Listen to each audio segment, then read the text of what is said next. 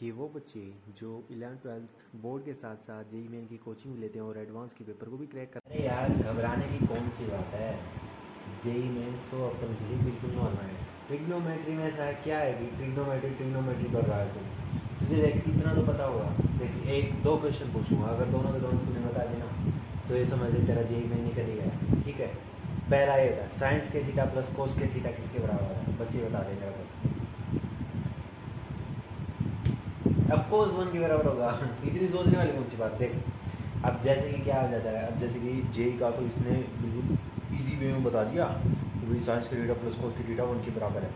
अब इससे एक टफ क्वेश्चन पूछूंगा मैं ट्रिग्नोमेट्री का, अगर इसने वो बता दिया, सामने कौन बैठा वो नहीं बताऊंगा मैं, उसने क्या बताया कि वो ऐसे बोला है कि एडवांस और निकलवा दो मेरा, एडवांस निकलवा दे बच्चे का, और क्या करना है। देखो आसान सा नहीं, एक टफ बिल्कुल टफ क्वेश्चन पूछेंगे इससे। ये और बता दे तो मेरे को कि टेंजेंट 45 डिग्री किसके बराबर होता है। अगर तूने टेंजेंट 45 डिग्री बता दिया तो तेरा एडवांस निकल जाएगा, मजाक नहीं कर रहा मैं, बिल्कुल 1 के बराबर आ जाएगा। क्यों घबराता है। इस तरीके से अपन तैयारी करेंगे कि चिंता वाली कोई बात नहीं है। मेंस भी निकलेगा, मेंस में भी अच्छा रैंक मारेंगे, एकदम ऐसी गाड़ी जाएगी अपनी। एडवांस की तो चिंता ही नहीं है। एडवांस में तो तुम्हें ये पता है कि मैथ्स के तो अपन मार ही रहे हैं, और फिजिक्स तो अपने हाथों में है। केमिस्ट्री हो तो उंगलियों पे नचाते हैं अपन। ठीक है, फिजिक्स में तो कोलाइजन को ऐसे कोलाइजन कर देंगे। समझ रहे हो ना तुम मेरी बात को।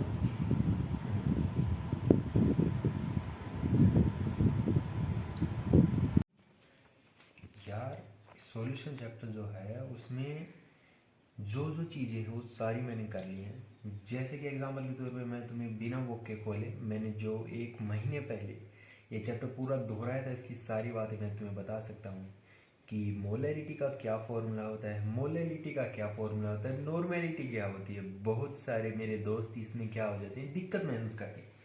वो सोचते हैं यार फॉर्मूला क्या होगा। फॉर्मूला बिल्कुल ईजी है दोस्तों, बस पसीना पूछ लीजिए। देखो मोलैरिटी आ गया तो number of moles of solute divide by volume of solution into 1000 कर देना। मोलैरिटी आ जाए तो सिर्फ और सिर्फ तुम्हें इतना करना, number of moles of solute divide by क्या आ जाएगा, मास ऑफ सॉल्यूट आ जाएगा। इतना ही अंतर है। लेकिन अगर तुम्हें कोई पूछे नॉर्मेलिटी बताओ भाई, तो नॉर्मेलिटी बिल्कुल ईजी है, मोलैरिटी इंटू एन फैक्टर कर लो। लेकिन एन फैक्टर के बारे में मैं तुम्हें नहीं बताऊंगा, क्योंकि एन फैक्टर के बारे में तुम्हें खुद जानना होगा। ये बिल्कुल आसान है। उसके बाद में क्या आता है, उसके बाद में बहुत अच्छी अच्छी चीज़ें आ रही हैं। जैसे कि एग्जाम्पल के तौर पे मैं तुम्हें बताऊँ मोल फ्रैक्शन के बारे में। मोल फ्रैक्शन में तुम्हें ये पता होना चाहिए mass of solvent divided total number of जो सोलवेंट था उसमें टोटल नंबर ऑफ सॉल्यूशन जो है उसको डिवाइड कर देना। अब एक चीज़ और है जो कि तुम्हारा दोस्त जानता है तो तुम्हें बताना जरूरी होता है भाई। देखो क्या होता है इसमें क्या हो जाता है कि एक्स ए प्लस का एक्स बी से एक्स से मास मोलरिटी जो है उसको मोल फ्रैक्शन को एक्स से डिनोट करते हैं। अब जैसे कि दो कंपाउंड है मोल फ्रैक्शन में, एक कंपाउंड एक्स से है दूसरा कंपाउंड एक्स भी है, दोनों को ऐड कर दो और उनके बराबर आ जाए। हमने सारी केमिस्ट्री रट ली है, क्योंकि अपन ने क्या किया 11th-12th के साथ अपन ने कोचिंग ली, तो अपन ने सारी चीज़ें कर रखी हैं। अपन अब की बारी पेपर को ऐसे ही उड़ा दें, कोई दिक्कत वाली बात नहीं। फिजिक्स भी हाथों पर है, केमिस्ट्री भी हाथों पर है, और मैथ्स का तो जवाब ही नहीं। मैथ्स में तो तुम्हें पता है टेंजेंट 45 डिग्री किसके बराबर होता है। सिर्फ तेरे लिए मैं बताऊँगा 1 के बराबर आ जाएगा। चिंता की कोई बात है ही नहीं दोस्तों।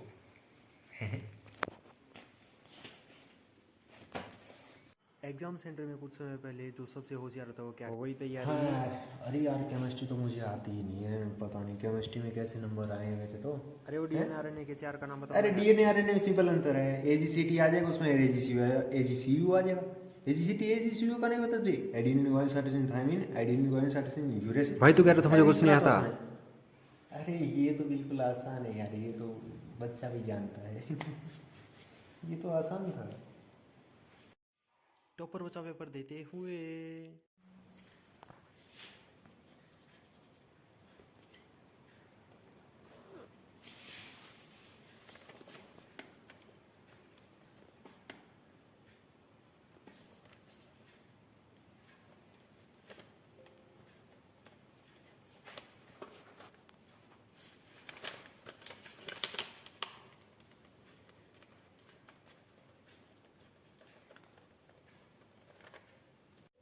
एटी परसेंटाइल आएगा उस टॉपर को चिढ़ाएंगे जा करके पूछेंगे कितने आए।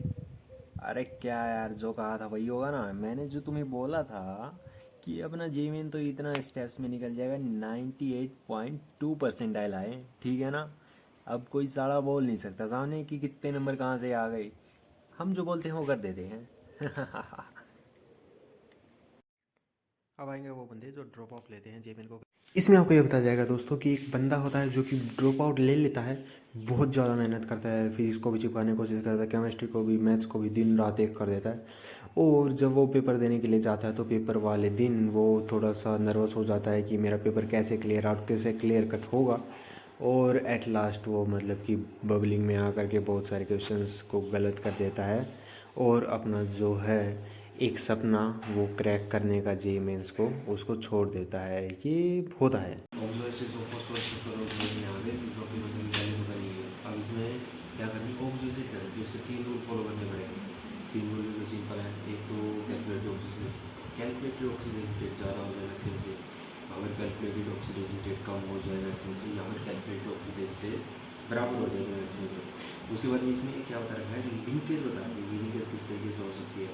अगर मतलब कि एक सेंट्रल एटम हुआ तो AOOH की लिंकेज होगी। अब कैलकुलेटिव ज़्यादा आ सकते हैं मैक्सिमम से, बट अगर कैलकुलेट मैक्सिमम के बराबर आ गए तो AOA की लिंकेज आ जाएगी।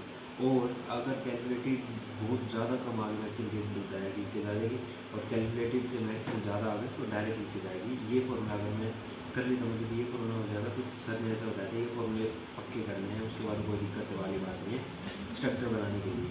अब जैसे कि मैं स्ट्रक्चर देख लेता हूँ बस। Titanium, vanadium, chromium, manganese, iron, cobalt, निकल, कॉपर, जिंक, ये कॉन्फ़िगरेशन होती है। सो D0 से मतलब कि वैसे तो D10 तक जाती है, लेकिन इसमें मैग्नेटिक प्रॉपर्टी वाला फॉर्मूले से इसकी D0 से कॉन्फ़िगरेशन जाती है D5 तक। Musical two under 10 into n+2। तो इनमें से D0 कॉन्फ़िगरेशन सिर्फ 2 की आती है, स्कैंडियम की आती है, फिर टाइटेनियम, क्रोमियम, आर्गन, फिर जिंक की आती है। स्कैंडियम और जिंक में D0 कॉन्फ़िगरेशन आती है, इसलिए आ गए डायमैग्नेटिक फॉर्म में, ठीक है। तो इनका मैग्नेटिक मोमेंटम सीधा आ जाएगा 0।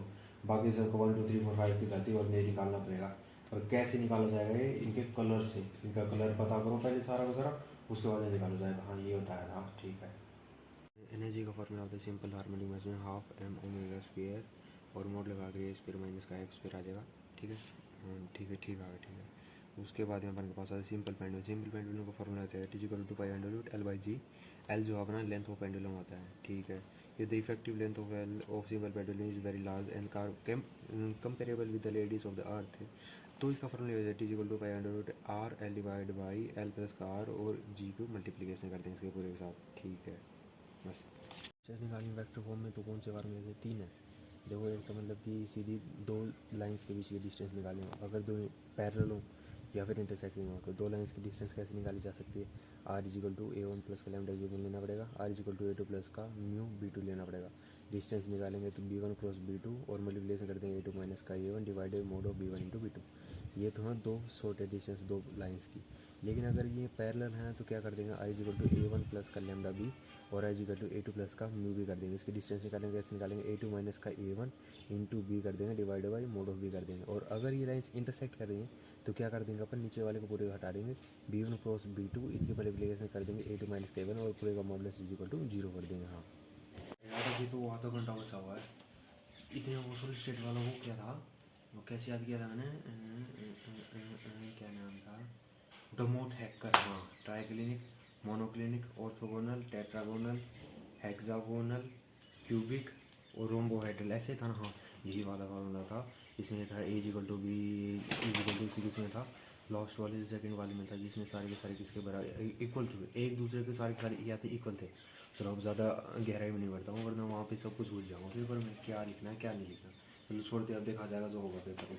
अब देखते हैं, अब पेपर की मतलब आधा घंटा बचा, इतने खा पी लेते कुछ रह गया भाई। पता नहीं अब क्या करना पड़ेगा, अगला फॉर्मूला पता नहीं बस।